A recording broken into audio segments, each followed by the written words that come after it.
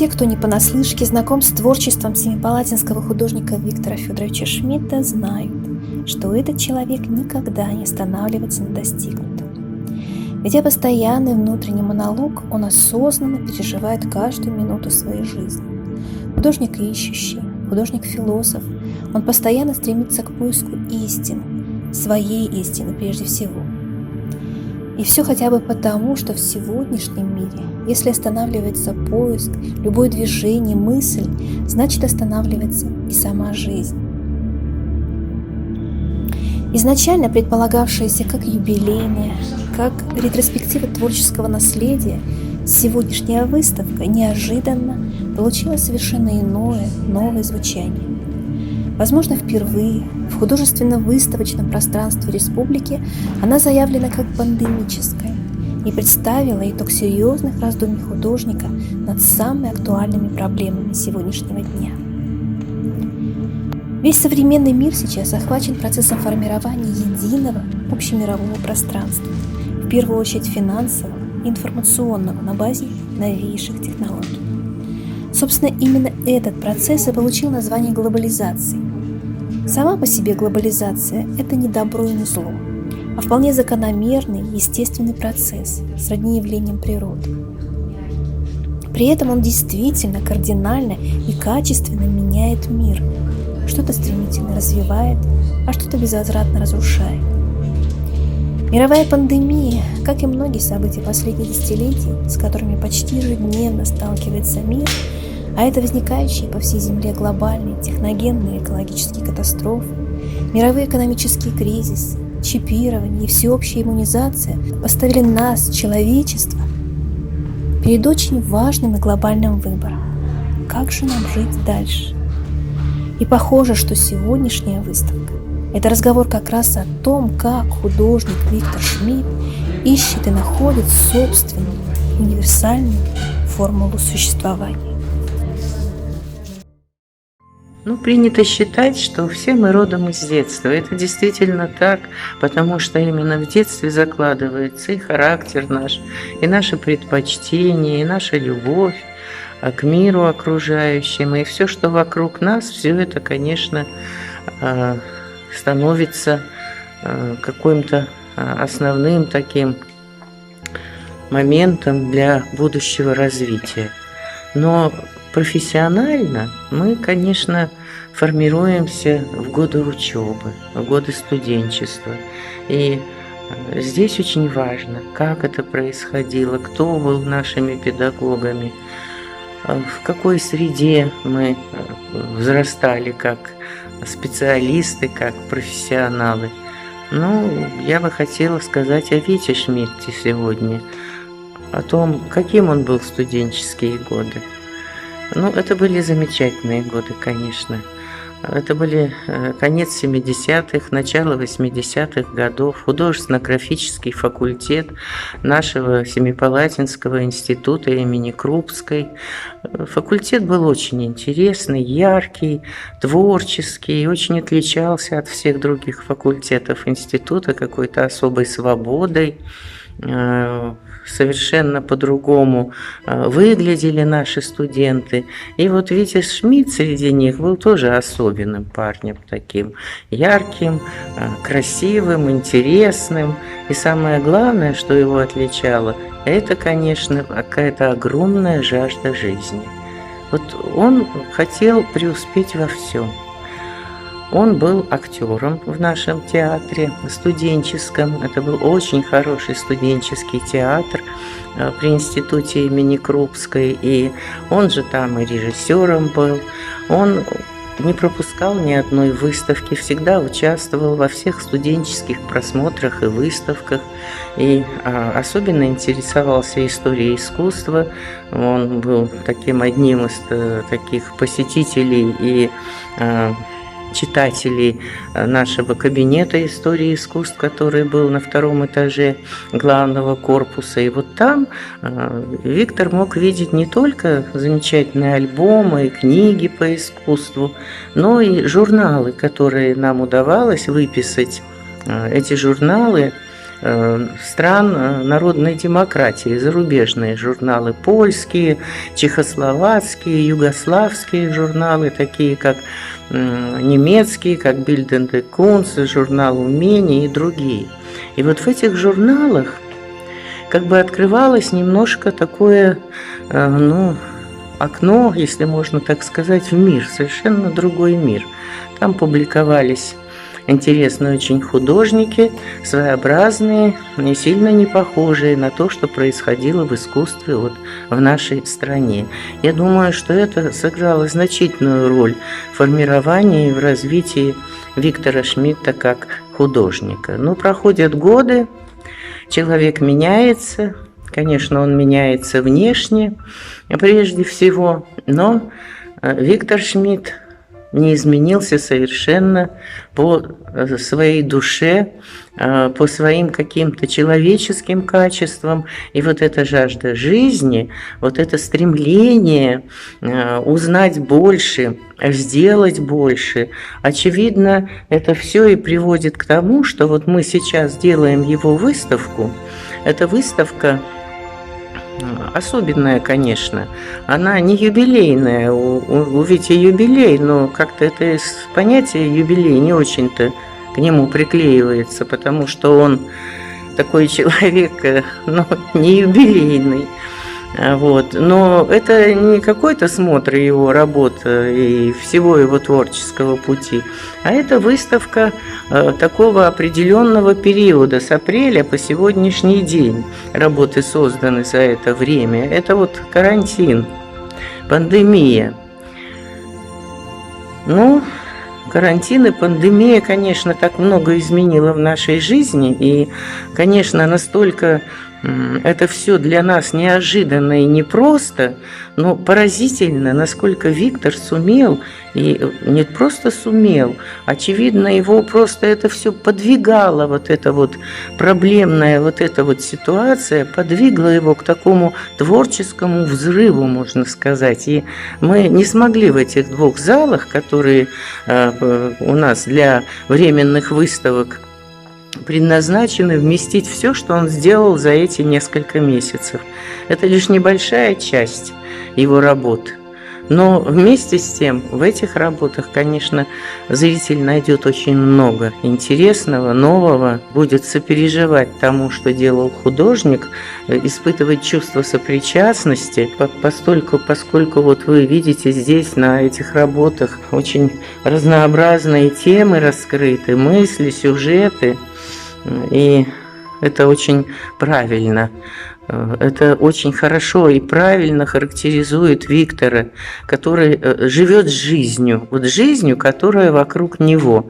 Вот он очень любит писать на природе, он очень часто выходит на пленэр, и мы можем видеть его по утрам, в выходные дни, как он часов в 7 утра буквально стремительно несется в сторону Полковничьего острова для того, чтобы там сесть, наслаждаться красотой природы. Но самое главное, эти пленэрные его работы, они многому его учат, потому что он может уже, то есть он имеет возможность передать вот через цвет, композицию, передать свет, передать особое такое состояние, не просто природы, а состояние души.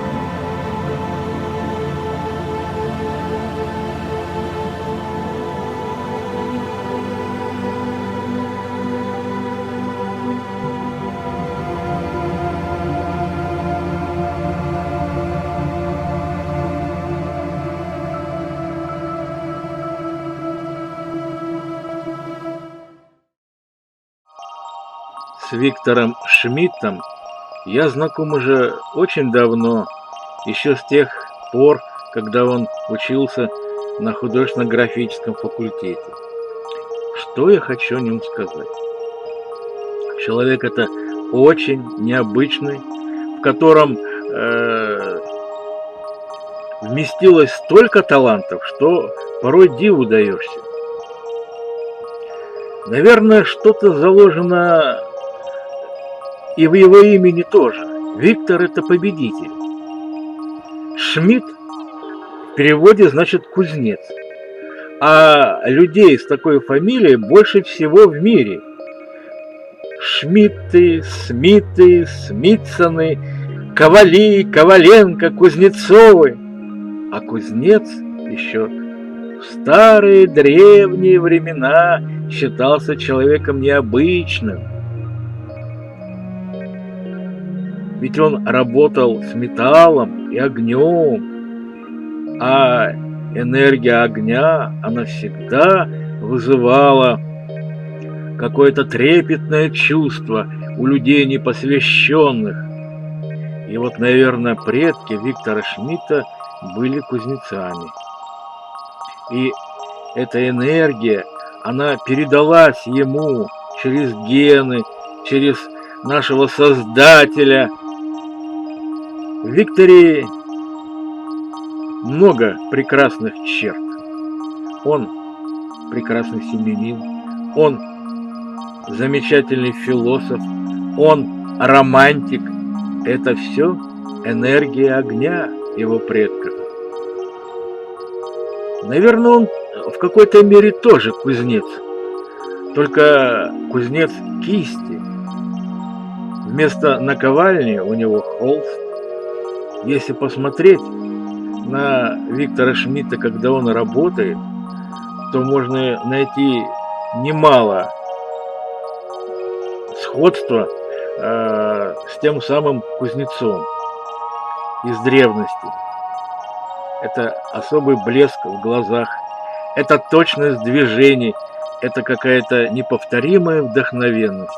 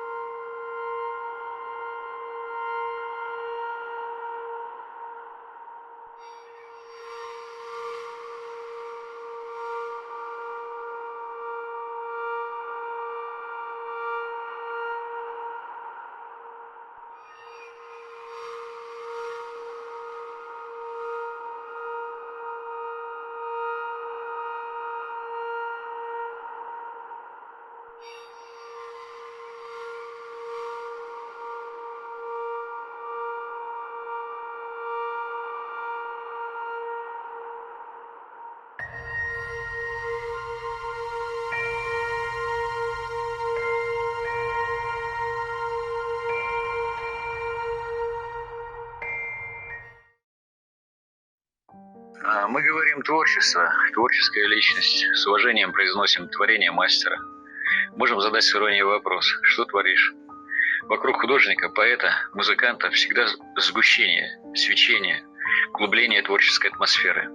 Всех признаков этого родового понятия творческих личностей. Кто в слезах от счастья и объятый дрожью сокровенной слышит отдаленный голос вечности. И кому дано на холсте, в слове, со сцены выразить свою признательность и любовь, разделить страдания и утрату, добавить света и радости в мир. Как-то давно Андрей Вознесенский, говоря о Майе Плисецкой, заметил: в ее имени слышится плеск аплодисментов. Плеск Плисецкая. В моем сознании имя Виктор и имя нарицательное существительное Творец соотнесены и аффилированы не столько звуковой и фонетической оболочкой, сколько корневым их содержанием, онтологической соотнесенностью Творца и художника. Я счастлив, что художник Виктор Шмидт мой современник, что мы принадлежим с ним к одному поколению, что нас объединяет любовь к искусству, к жизни, к родному городу, небу над ним, Иртышу, гору. Счастлив еще и потому, что к сотворению световых сущностей этого мира К отражению его красоты и глубины полотна Виктора Шмидта имеют самое очевидное, непосредственное отношение. Их лучистая энергия, лиричность, погружение в метафизику декоративности и орнамента, психологическая достоверность портрета расширяет наше представление о мире, делает его светлее и лучше.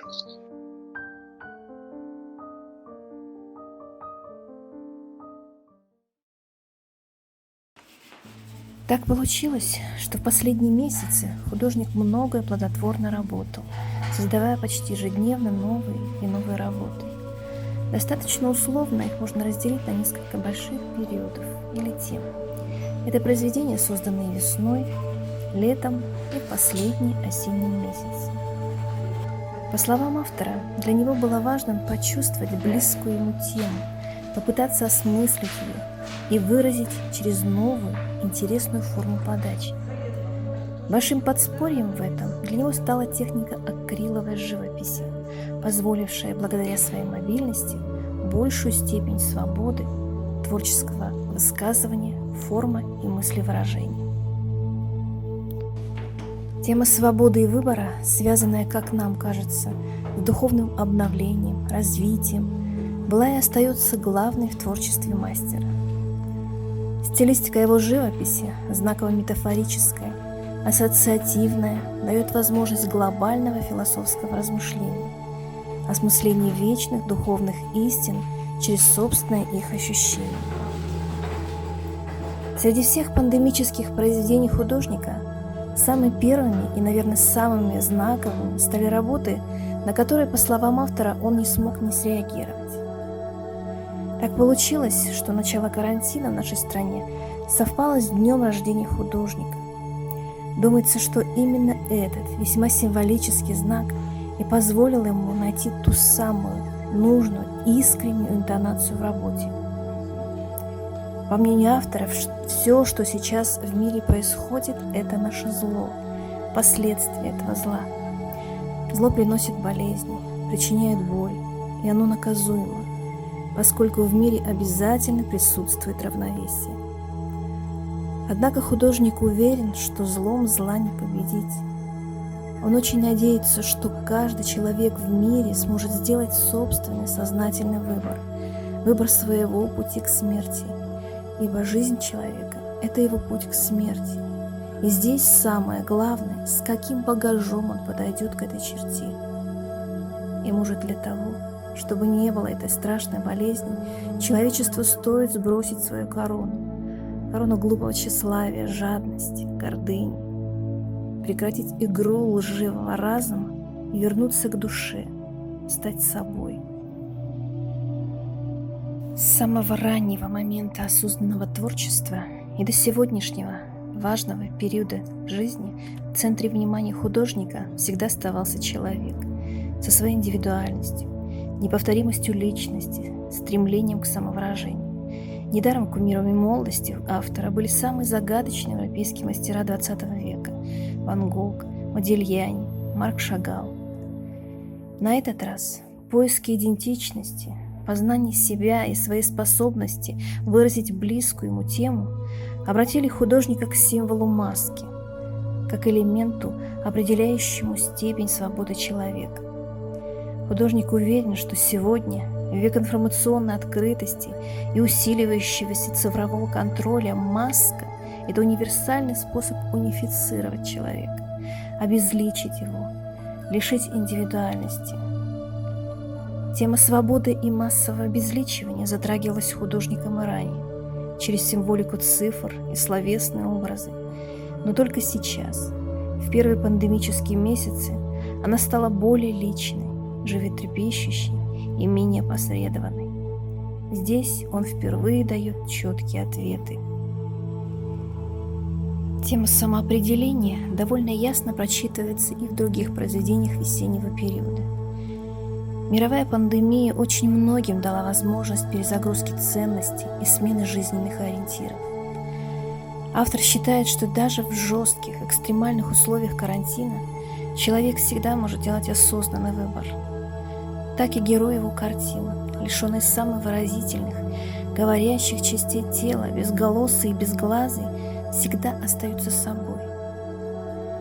1000 раз они могли бы сорваться, проявить малодушие, злобу, но продолжая творить добро, верить в чудеса, произносить хорошие и добрые слова. Художник верит, что именно сейчас наступило то время, когда добрые слова и поступки стали особенно нужны, особенно ожидаемы. Желая выразить внимание к друзьям-соратникам, коллегам, поделиться с ними творческой энергией, он принял участие в уникальной международной акции – флешмобе «7 картин, 7 дней, сидим дома», состоявшейся в Фейсбуке весной этого года. В течение 7 дней художник представлял зрителям и новые работы, и некоторые ранние, экспонировавшиеся на выставках прошлых лет.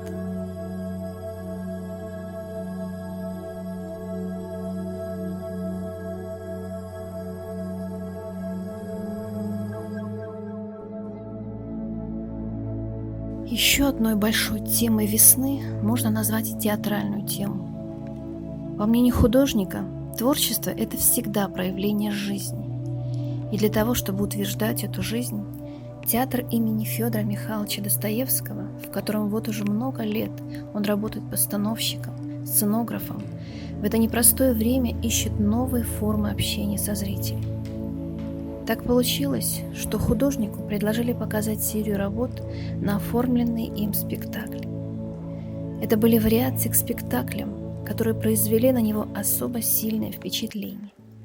«Калека» с острова Инишман и «Эвкус» режиссера Михаила Али-Хусейна, «Преступление и наказание» Владимира Дели, «Дорогая Памела» Алексея Орлова, «Стол» Рачима Хатаева, «Оглянись во гневе» Сергея Рябцева и многие другие.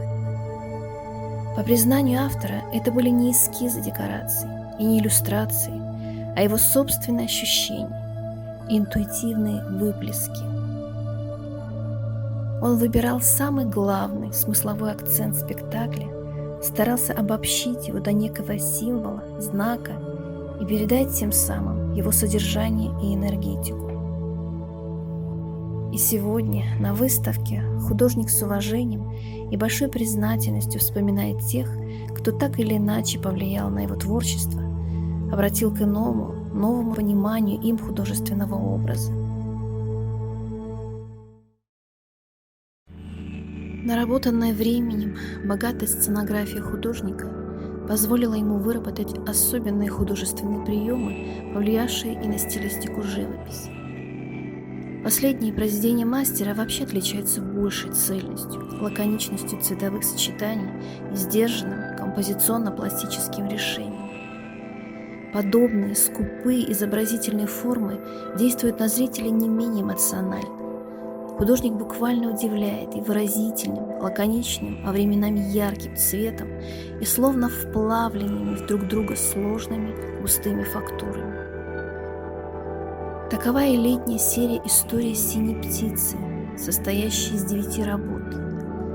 Ассоциируемая с радугой, с многоцветием, она отсылает нас к образу волшебной синей птицы из прекрасной детской сказки.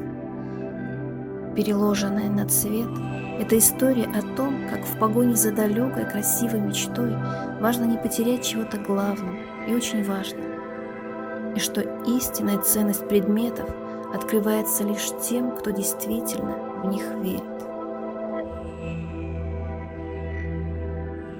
С изображениями птиц, как и другими уже привычными элементами, рыбами, зверями, камнями, сосудами, в картинах художника мы встречаемся довольно часто.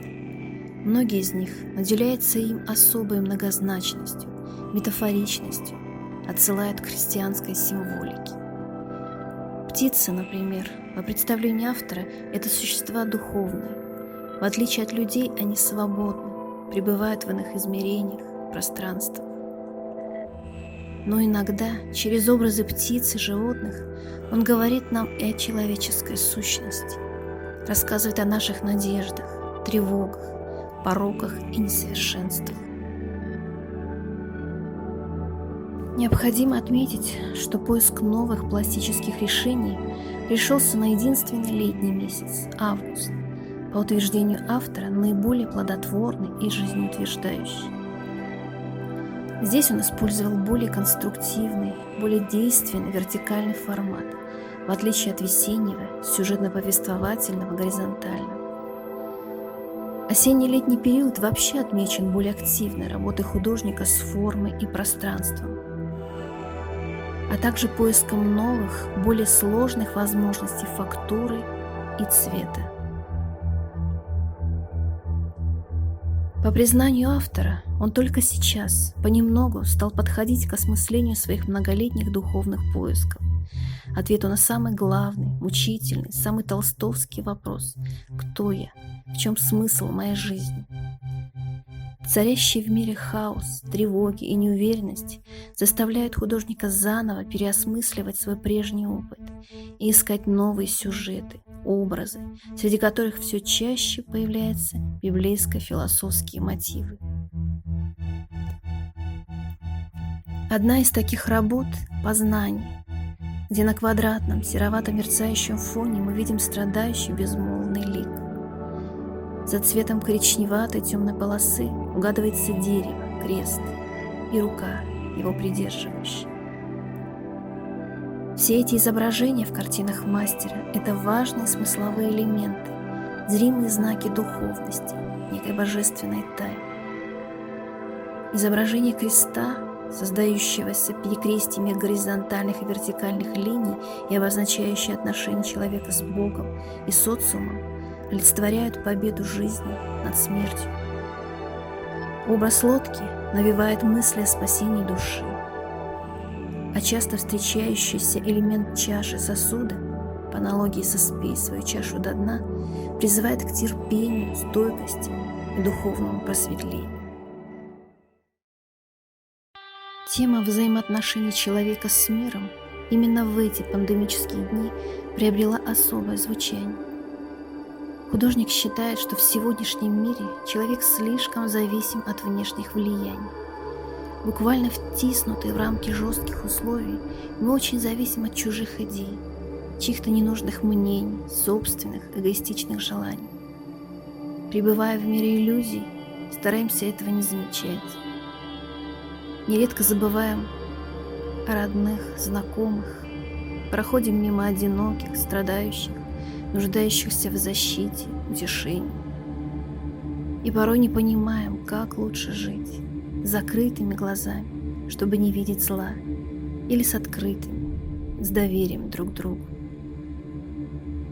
Мировая пандемия поставила всех нас в одинаковые условия.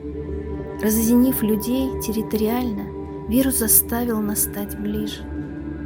Мы научились лучше понимать друг друга, острее чувствовать чужую боль. Оберегая, заботясь о других, мы постепенно осознали, что мир не так уж и велик и зависит от каждого из нас. На наш взгляд, главным рефреном не только летнего периода, но и всей выставки стала картина художника «А мы все в одной лодке». Маленькая, одинокая лодочка без весел тихо плывет по водам океана, а в ней сидит семья, 3 человека. Сбежавшие от суетности мира, они избавились от всего ненужного, пустого, доверились судьбе. Верим, что не только автор, но все мы поймем однажды, что настанет время возвращаться к себе, к собственным чувствам, самостоятельным мыслям, решениям и осознанным действиям. А для того, чтобы это время наступило, человечеству просто необходимо сохранить веру в хорошее, надежду на то, что мир все еще можно изменить.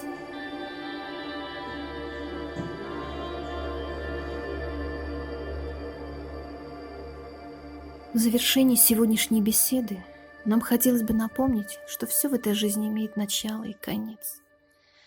Работами последних осенних месяцев художник закончил очередной свой творческий этап. Последние, самые правдивые и тонкие пленэрные работы, как и сложно-фактурные, сдержанные, монохромные, абстрактные композиции, отсылают нас к мысли об очередном жизненном обнулении художника, своеобразном невидимом рубеже перед новым творческим этапом. Возможно, он будет простым, а возможно, совсем нелегким, Однако, зная художника, мы верим, что он будет жизнеутверждающим, потому что цвет, доброта и любовь должны быть не только в картинах, но и в жизни каждого человека.